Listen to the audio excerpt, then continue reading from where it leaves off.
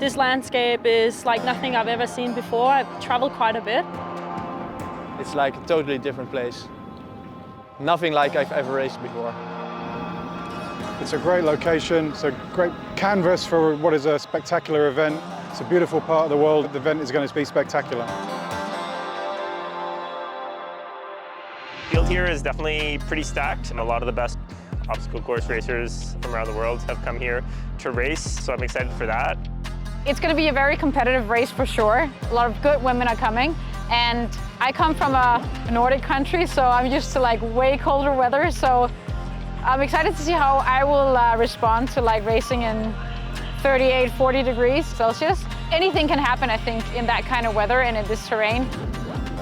I think Alula is a nice region. I've seen the old town. It's very cool to see this heritage and traditional buildings. For the rest, I find the environment very interesting. On the one hand, you have the flat plains, but then a lot of these rocky, small mountains. So it's a very challenging terrain, I think, and it's a beautiful area. Welcome to Alula, Saudi Arabia, where the best of the obstacle course racing world have descended upon the desert to take on the Arabian Warrior Pro 10K race. It is hot, there is not any shade in sight. We're talking 40 degrees plus Celsius, 107 degrees Fahrenheit. The athletes are in for not only a demanding course, but extremely challenging temperatures to race in today. Yeah, Bracken, if you look at the lineup right here, you're seeing Richard Heineck. He's won multiple world championships in Spartan race in the past. This is the murderer's row lineup. You have 13 former world champion podium athletes on the men's side, and on the women's side you have arguably the 4 fastest women in the world right now in OCR. They've all descended in Alula, and this lineup is ridiculous. I said no shade in sight.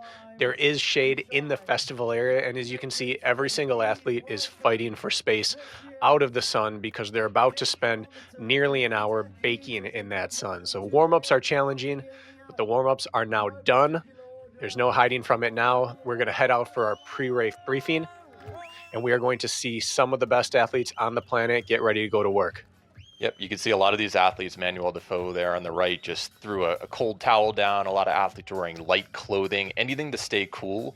I know that a lot of the women were putting ice in some of their clothing just to keep their body temperature down before the start. But look at this lineup from right to left. You've got some of the best in the sport, mostly from Europe, a couple of the top Americans. This race is going to be so competitive. Jack, take us through some of the men and women we're seeing here with colors of hats and shirts so that we can pick them out as the race begins here. Right there, Nicole Miracle with the white hat and Elisa Petrova. Those two are in the front row. Just to Nicole's, or the left of Nicole, you have Ulrika Evensen and Sabrina Daolio. Those are probably the 4 favorites in the race. Here we go. This is a fast course when it's fast, and it is a challenging course when it's challenging. We begin with hard-packed sand. We cross the road.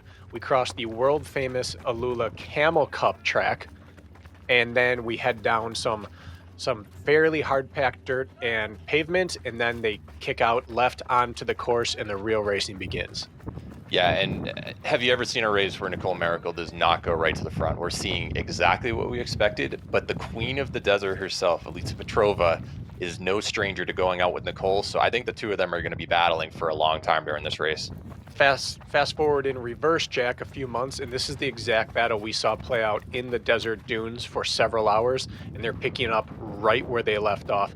Elisa Petrova has decided that she is not going to let any gap appear between her and Nicole. Nicole, at her best, runs away from every woman on this planet in the sport of obstacle course racing. And Alyssa is making sure that this cannot get away early. Yeah, and a little obstacle like this, you saw some flat running beforehand. This just blows up your quads a little bit, breaks up the rhythm. These are some pretty deep mounds with some loose sand. And you can see right here, Elisa built up 3-4 second gap over Nicole right there. Now Nicole needs to throw in a surge to make her way, catch back up with the lead pack. And there's Henriette from Denmark catching up.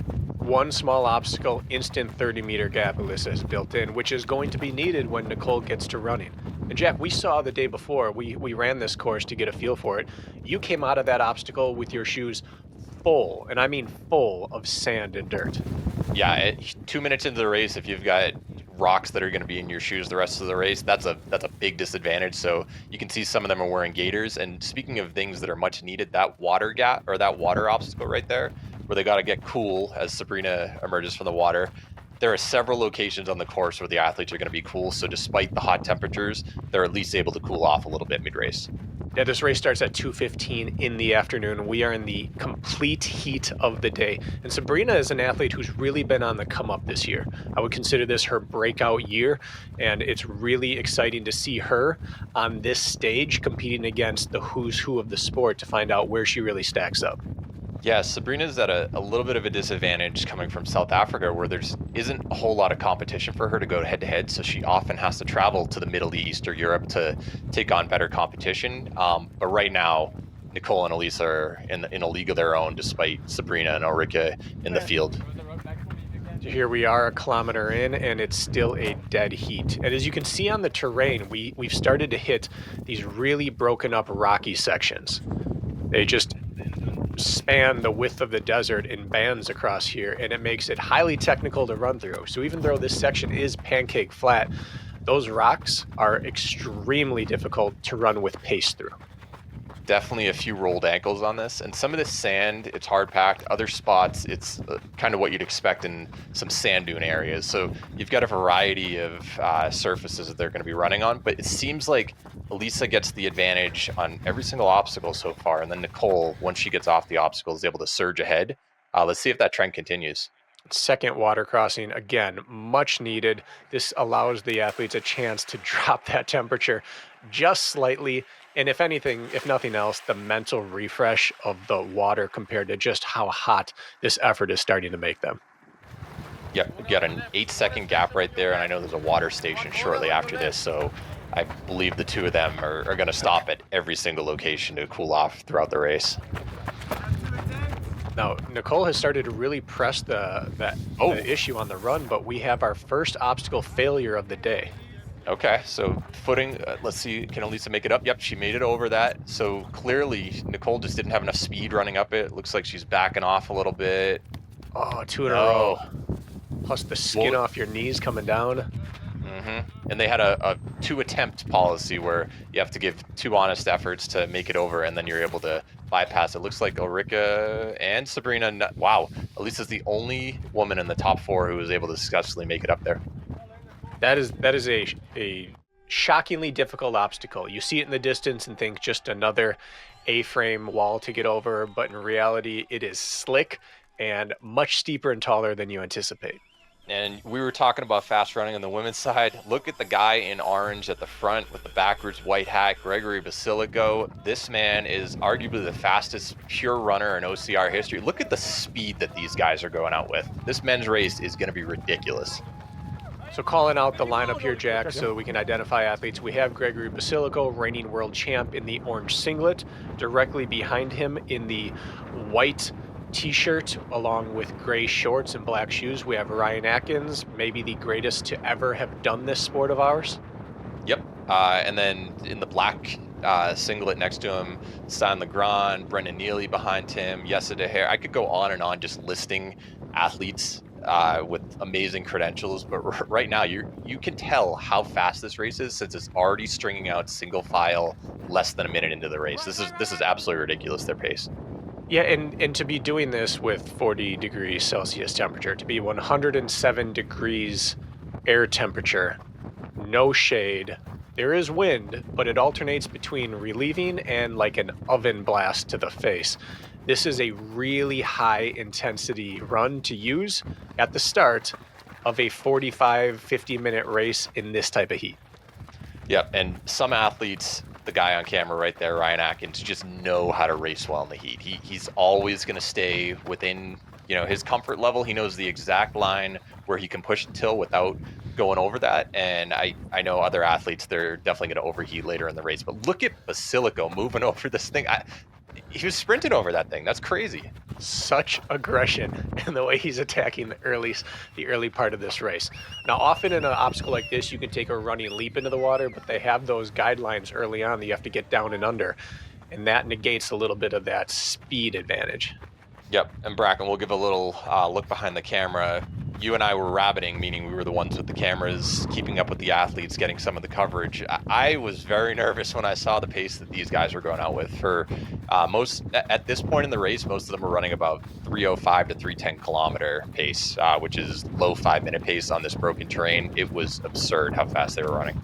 Yeah, through the first mile for the non-metric fans out there, it was roughly 540 going in and out of those rolling mud, in and out of the water, down the drainage ditch.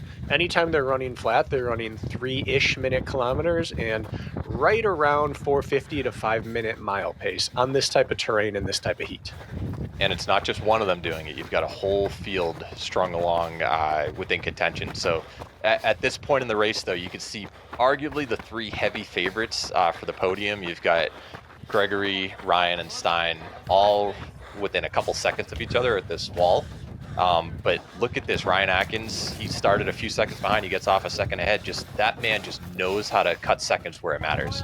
And he started that surge prior to the obstacle. He actually closed on Gregory on that second stage of running there, which on paper, Gregory ran 30 flat in a 10K over the past few months.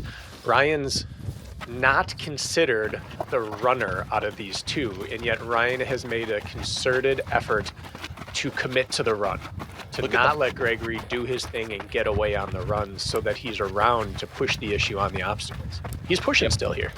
Definitely, and I talked with Ryan before this race. He said that he thinks he's at about 230 pace, or 230 shape for a full marathon.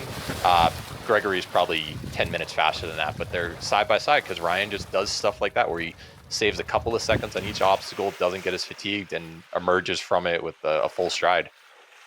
Let's not overlook Pablo Lardina, who's had a lot of success in the desert as well. He was right side by side with Stein in 4th place right there. For the first time, we see some of the effort starting to stack up on these men. We're far enough in, about 2K now, that the heat's starting to really get there, and we saw the strides close down for 1 second coming out of that water.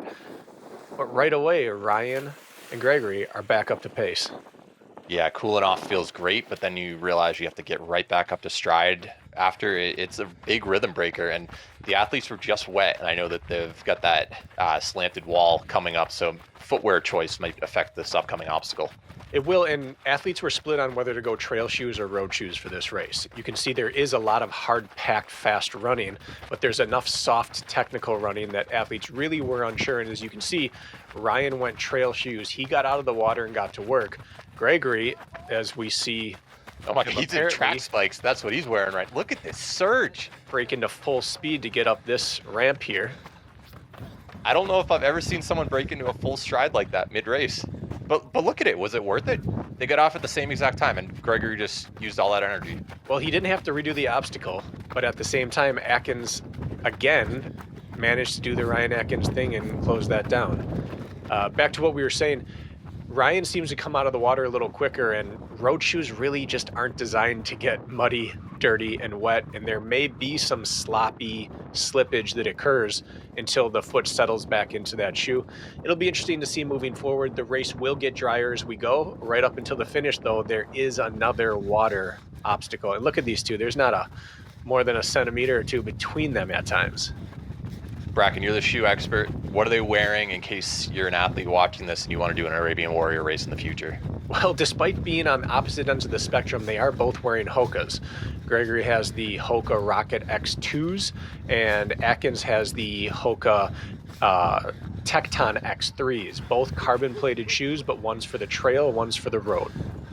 It looks like Atkins had a little bit of an issue with the pulley on that. They've added some weight for the Pro Heat right there. You can see a ram on it. Well, they still get out at the same time, but I think that was a little frustrating for Atkins. Yeah, this is an obstacle he should have a decided advantage on, and the winch of his pulley was locked. He ended up coming off at the same time despite switching lanes, so he lost his apparent advantage there. But look at this. This is like a pit stop coming in here. Men are flying in left and right as the women are on approach. Yeah, that battle for the third podium spot is going to be insane. But at the moment, the battle for 1-2, Nicole has a clear lead heading into Chop Chop.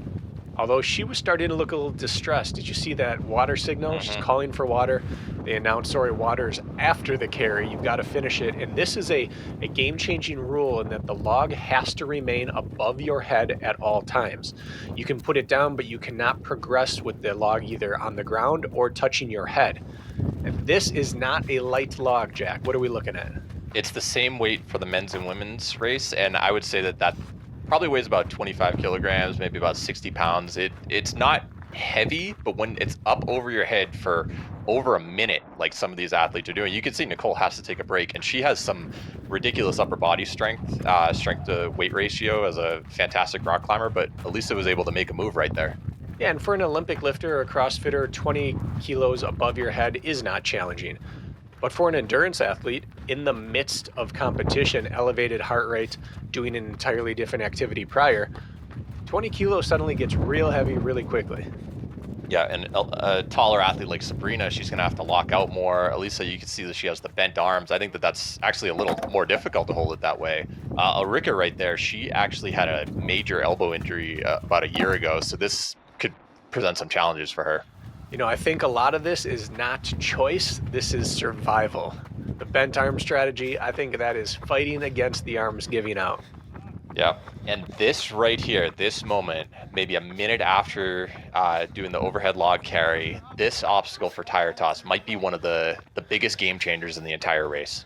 We are used to seeing some sort of skill-based, non-strength, non-endurance-based obstacle, a task that changes races. Oftentimes it's spear throw. Here it's the tire toss. They must throw it and it must land back on the log and remain on the log. Oh, so on and off. Yep, you can see it hit the log, but it must remain at rest right there. And Elisa, Sabrina, they've done Arabian warrior races in the past, so they might be a little bit more confident on this obstacle. It's challenging. Bracken, you and I went out there and thought that we'd nail it our first time. We're pretty good throwers, and it just wasn't working. See how Nicole goes. Oh, that was not a practiced throw.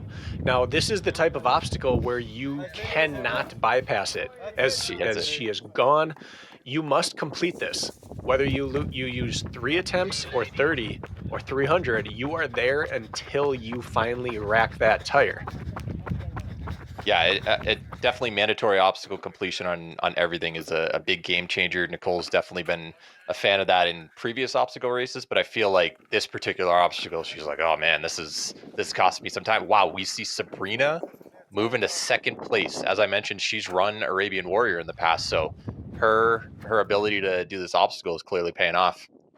And we see some of the women switching lanes, trying to find any way to manufacture a completion of that obstacle. But now we're seeing our leader here just kind of run away with it. She probably had 60 seconds gap before the next woman, which would be Sabrina, made it through here. But Elisa is just free running now. Yeah, and you wonder if, the gap that she and Nicole created early on is too much to overcome, especially in this heat. At this point, I noticed that Elisa's pace was slowing a little bit, and the gap seemed to be closing from the athletes behind her. But she's won world championships and podiums so many times at the world level, it's no surprise she still is a lead at this point. Now here's a spot where if you ended up going road shoes, you're in for a wild ride, because going down the embankment is probably 200 feet and it is loose, it is incredibly rocky, and it's sketchy all the way down to the bottom here. That's the first time we haven't seen her open up her stride. That just shows you how unstable the rock and how loose it is right there. What would you say, 30, 35? There's a much better view of it. What, 30, 35% grade? 35 minimum. Minimum, yeah, just so steep. And guess what? You can see that tape right there. Now you got to go right back up right after you come down.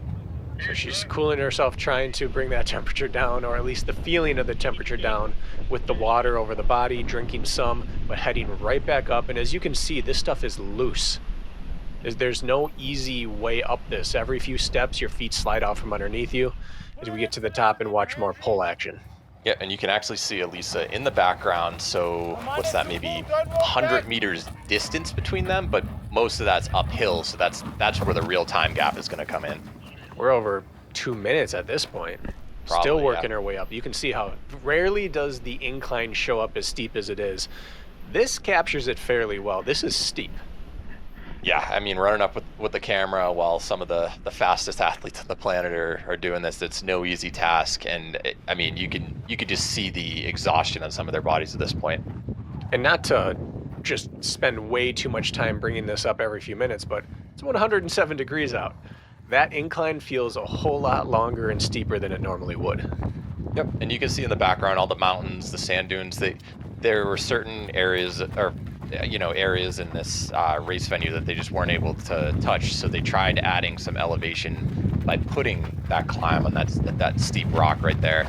So the course designers did a pretty good job getting in some elevation, even though it was a difficult task. Well, and where do you find a rock scramble at 35 to 40% grade on there? It's a unique feature, and I love it.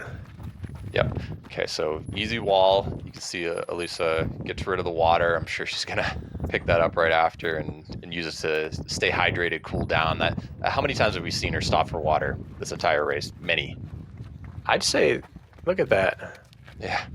I'd say that we have seen people get water more in this race than almost any race we've ever seen. Yeah, probably halfway, or a little more than halfway through the 10K at this point, and they're cooling off. They're getting hydrated more than a 3-hour half marathon race. Jack and our run yesterday, we were both 10 to 15 beats higher than we would ever be at the pace we were running, simply from the exertion on our body to live in this type of heat. Yeah, more water splashing, anything to stay cool. Yep. Does her stride look like it's slowing down a little bit? Like she doesn't look as aggressive as she was early in the race. You know, she's a compact runner as it is, so I think her form degrades less than most, but I don't know how you wouldn't be laboring a bit at this point. Well over a half hour in. Do we see a pass there in the water? They went in the same exact lane. I was a little surprised by that, to be honest. They had 4 different lanes there, but it looks like Ulrika was able to pull ahead of Sabrina briefly. I've never seen people choose the same lane like that when given the opportunity to go elsewhere. Yeah, you don't want to bump into someone. And look at these this is real barbed wire, everybody. This is low. This is real low and nasty. That's not like nice sand that you'd find at a beach in Florida. That is some nasty surface. No, that looks nice, but that is full of rocks. Yeah, very deceiving. Okay, so they're taking opposite sides. They went in the same lane for the cage crawl, but they opposite sides for barbed wire crawl. Interesting. Slight decline back here. We're gonna recross the road and the camel track, and you can see she's opening back up. Yep, this is one of the rare instances that they go on some pavement and then right into that maybe 50-meter wide section of the loose sand, and then it's gonna be right back onto that hard-packed rock. And now we're less than 2K from the finish. This is the time where if you have something left, now is the time to spend it. Yep, and this is only rings right here. The rule is you must start at the first ring, so you can't just jump over and try to get ahead. It's a pretty long reach. I'm 6'1", and I struggled reaching 2 of them at the same time with a single swing. So I think that the most you'll be able to do is skip 1 and grab every other one. You see the race director there, a previous athlete came through and hit the bell so hard it got stuck on top of the rig, so he had to use the official high 5 obstacle finisher to completion. It's always good to get a high 5 in a race. All right, so we see Atkins pulling ahead. Now we jump back to the men's race of Gregory. That battle for third with Stein maybe 10 seconds ahead of Pavel right there. Pavel's a very strong athlete, so he's going to definitely stay in contention on that point. Here we are, tire toss. This mattered on the women's side. What's going to happen for the men? Ryan's one and done. Looks like it hung up on the lip there. Doesn't matter. Didn't hit the ground. Gregory hit it as well. Okay, the 2 of them, no separation like we saw between Elisa and Nicole. Pavel with a miss. We got Gustav right there. Oh, yep. Brendan Neely hits it. So 2 of the top 3 stuck it on the lip of the tire. It's kind of like a carnival game where you need to throw it just at the certain angle if you want it to stick. But I'm glad they both got a little lucky here because it didn't deprive us of this epic battle that's starting to take shape here. What are we now? 25 minutes minimum into this race, and these 2 are still not separated by more than a stride at any point. No, and you can see the terrain. They keep going up and down, changing the surface type. They're getting in all the different terrain, and they're still stride for stride right there. Like you mentioned earlier, they could bang elbows next to each other. That's how close they are the whole race. And this whole ridge is it was more than slightly uphill, and now it's leveled out to just slightly uphill. this point in the race with this heat, it's just a brutal grade to run on. And yeah, so if you're looking at an obstacle like this, they're basically coming in at the same time. I think Atkins, he'll probably emerge 2-3 seconds ahead just because of just he's a little bit more nimble of an athlete. He's more nimble, he's more practiced. No one's done more obstacles than this man. And he's done it from 3K distance all the way up to 24-hour distance. He has the ultimate efficiency on these type of obstacles. Now, if you're getting in the mind of Atkins and Basilica, what are you thinking at this moment? Gregory knowing he's the faster runner, but Atkins knowing that he's the better obstacler. They're still, side by side throughout this entire race. How would you attack the rest of the race knowing that you've probably got under 15 minutes left? Well, they both are aware of what's happening. They're yo-yoing slightly. Ryan extends on every little into and out of obstacles, and Gregory, if he wants to, can press any run that he feels like. So one of them has to snap that tether. Gregory either has to build up a lead knowing that I could lose it on any obstacle, I need a bigger one, or Ryan might want to start pressing him, which it looks like he's doing now, to maybe run the legs off of him so he can't make some sort of crazy surge on me, because Gregory is known for not steady racing. He surges randomly, haphazardly, kind of dangerously. He just surges. He doesn't seem to care about the cost. And Ryan pulls it slightly ahead again. Gregory is a surging style racer, which can be very difficult to deal with. Yeah, and if you saw Ryan, he went to the right knowing that they're going to do a hairpin turn to the right. Like he's getting a few steps ahead every single time. He's taking the tangents. He's positioning himself really well, and Gregory seems to just arrive at the obstacle, just pick the closest one and then go for it. It's interesting seeing the different strategy between them. They were running for a portion of that too. Any chance they get with any getting traction and gaining purchase up there, they're trying to run their way up, and at some point you're reduced to power hiking, but this hill is no gimme. No, and honestly, I'm really impressed with Stein and Pavel right there. They're probably within 45 seconds still at this point. I know that the win might be out of the question, but that's a good battle for third. Well, the last time we saw Gregory in the desert like this, he was minutes ahead. So the fact that A, he has company, and B, there is a chase pack in sight, that shows the level of what these other gentlemen are putting out right now. Same thing here, you got to touch the first and last one. No jumping and skipping the first or last, but you can swing through the middle. And Ryan, again, making a quick move through here. And there, you see the Atkins acceleration out. You know the end is starting to be in sight when you see him start to aggressively leave obstacles. That right there was an 11-second swing right there. I started and stopped it right there. You knew that Atkins was licking his chops at a true obstacle that took some skill to get through. You saw Gregory get hung up. This is an obstacle race. This is not just a trail race. Well, and yesterday they ran the 20K out here. 2 laps of this course. Ryan got to get a feel for where can I have an opportunity? Where can I manufacture some space here? And the moment he felt that he was getting that there, he pressed the issue. Whether this lead's going to stick or not remains to be seen, but when you have an opportunity to separate from a man of this caliber, you got to take it, and he did. Yep, and so now you've got Walls, and I just mentioned that it was an 11-second swing. He's made 7-8 of those seconds up in the course of 300 meters. Yeah, he has an ability to press on the runs like very few people we've ever seen in the sport of obstacle course racing. Yeah, and Ryan, definitely, he's one of the more aggressive barbed wire crawlers out there. So actually, I think they're going to hit the cage first, if I'm not mistaken. Maybe I got out of order. Yep.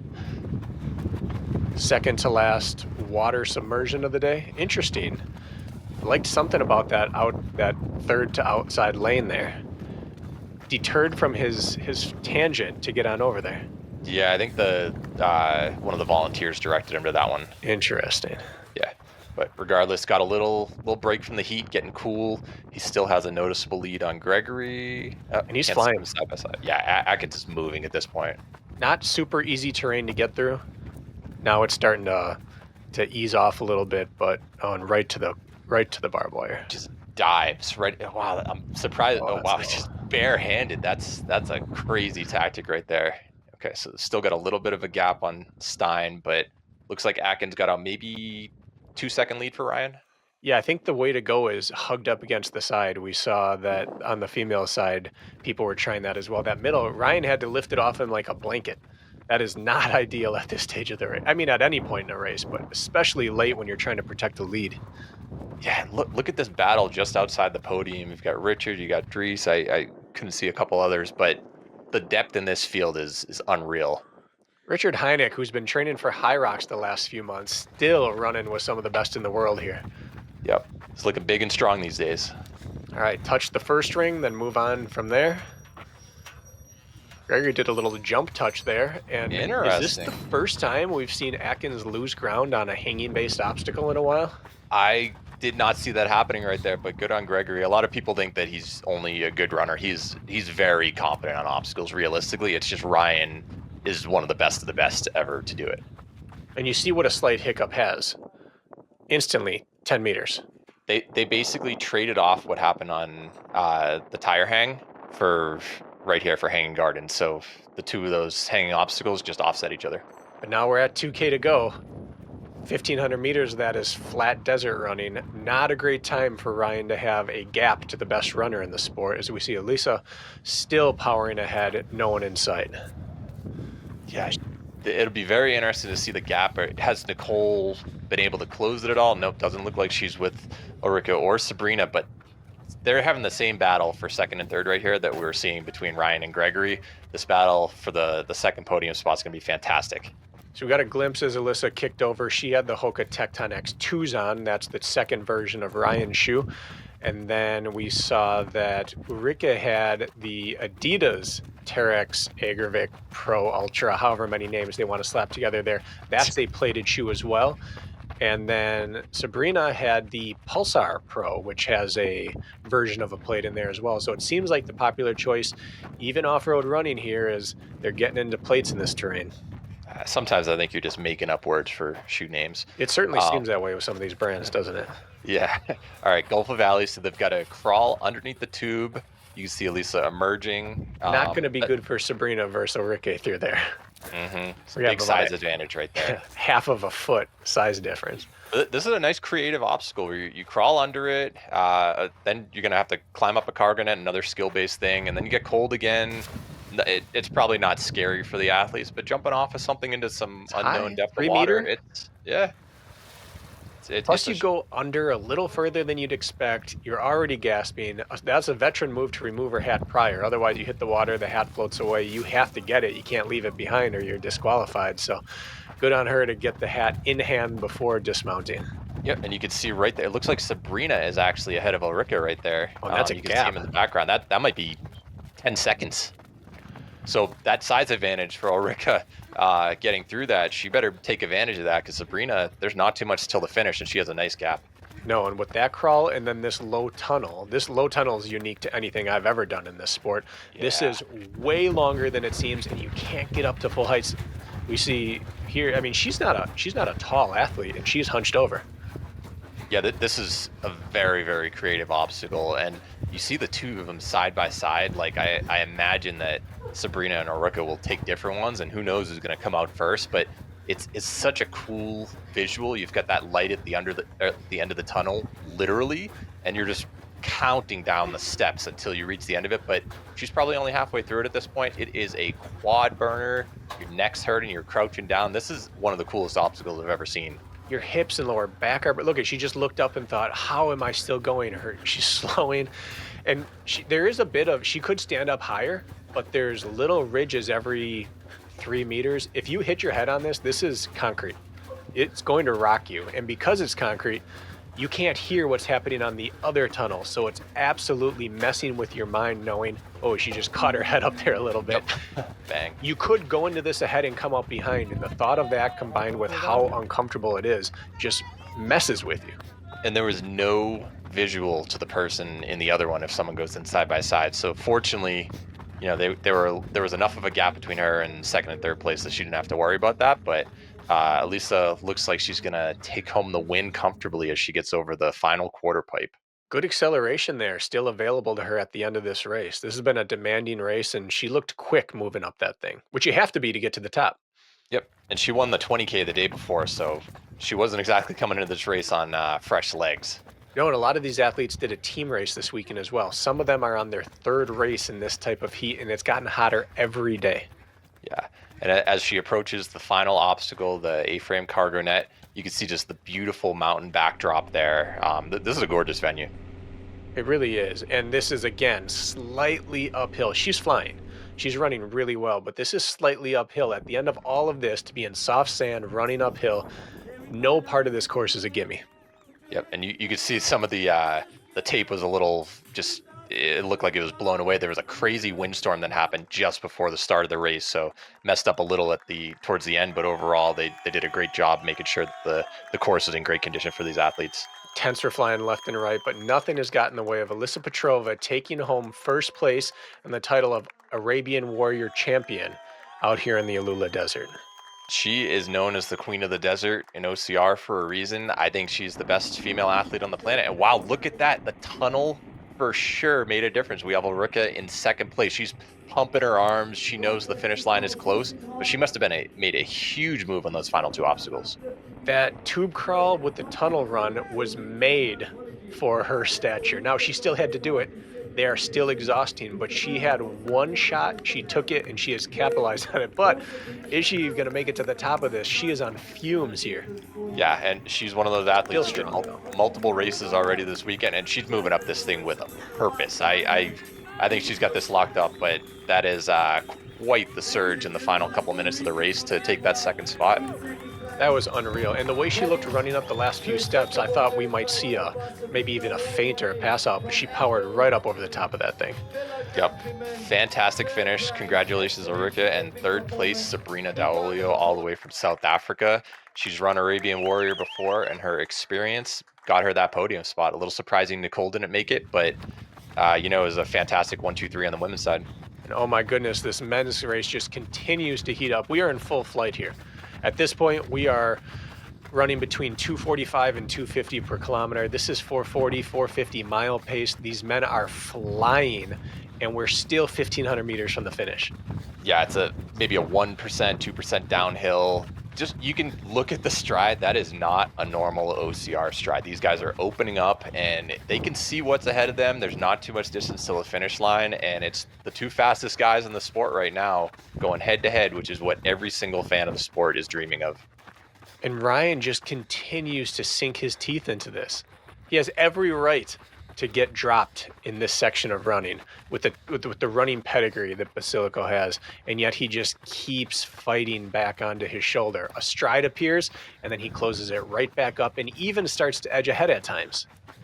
You can't break Ryan Atkins. He's shown that for the greater part of over a decade, probably a dozen years at this point, that doesn't matter how fast you are, Ryan Atkins is going to be able to hang with you from start to finish. These men are in the middle of an off-road desert 10K, and they're closing this down running 5K pace or under. Ryan sneaks a little bit of a gap.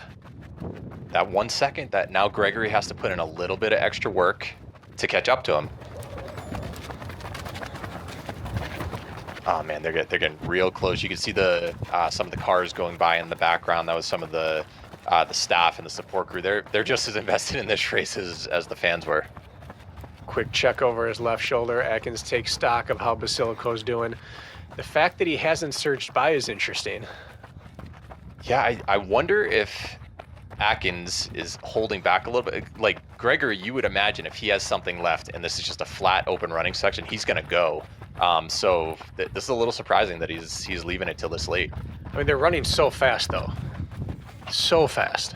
Yeah, Gregory might be thinking ahead for the tunnel. He might have known something about it yesterday doing the 20K where he's like, okay, maybe I can make a move there.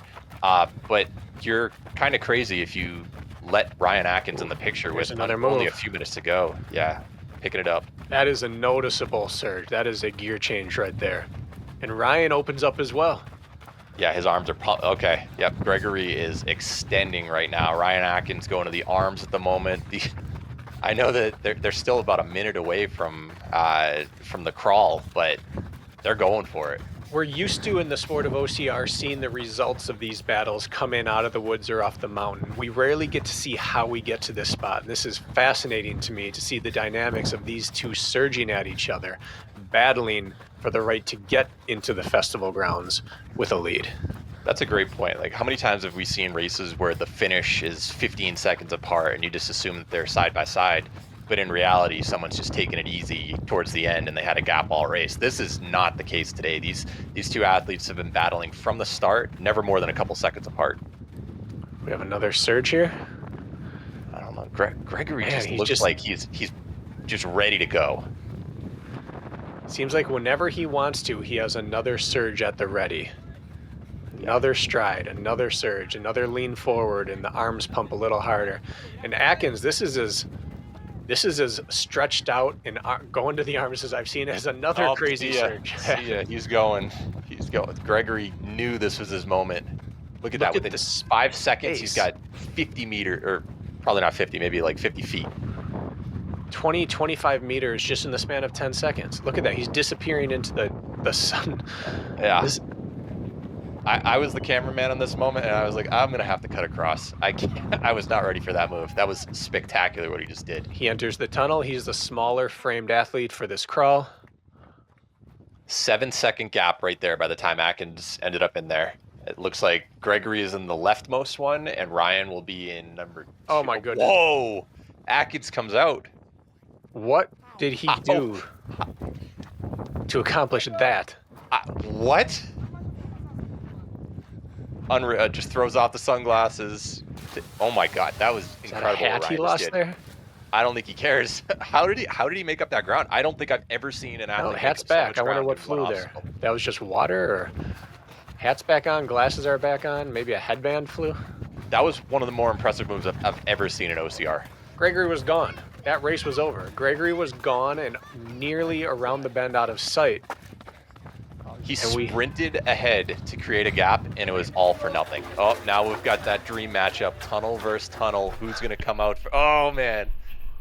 There's a noticeable difference in cadence. Atkins is shuffle jogging.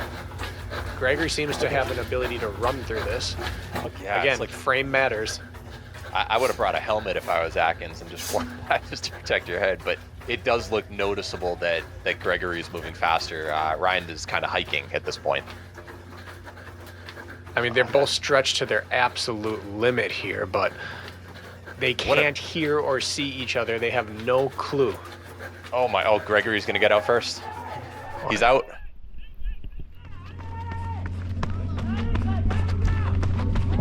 Oh my goodness, this can be a 10-second gap plus by the time this comes out. Oh, easily.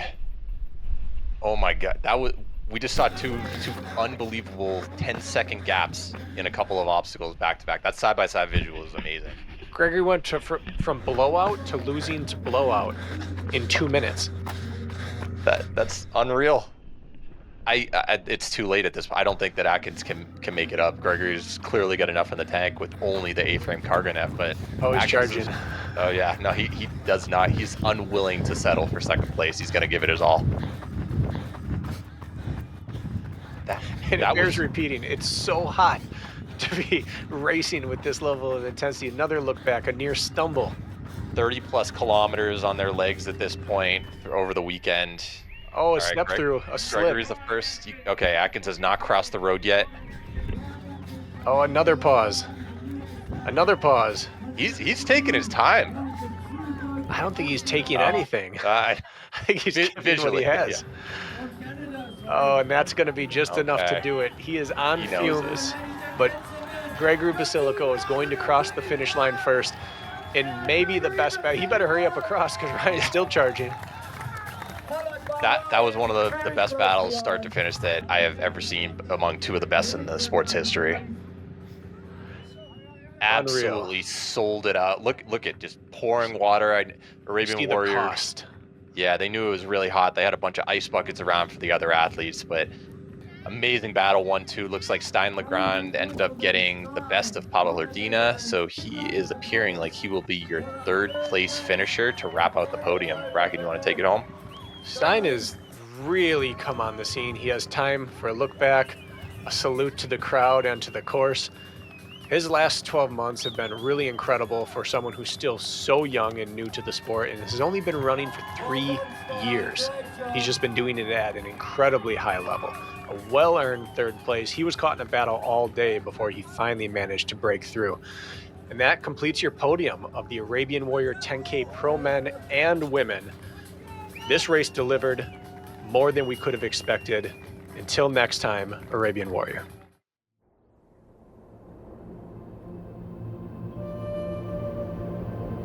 Today I raced 10 kilometers. Yesterday I did 20 and today 10. It was super hard and very, very fast because all the girls are so strong and fast runners. And I had to give all what I have in my body to come first. And I'm super happy that I managed to be first. I had a good battle with Nicole Miracle from USA, but I think 4 kilometers before finish, I managed to do a little gap and keep this gap till finish, so I'm super happy. It was fast and super hot. So today we did the 10K, which was kind of the premier race of the whole weekend. I finished second just by a couple seconds.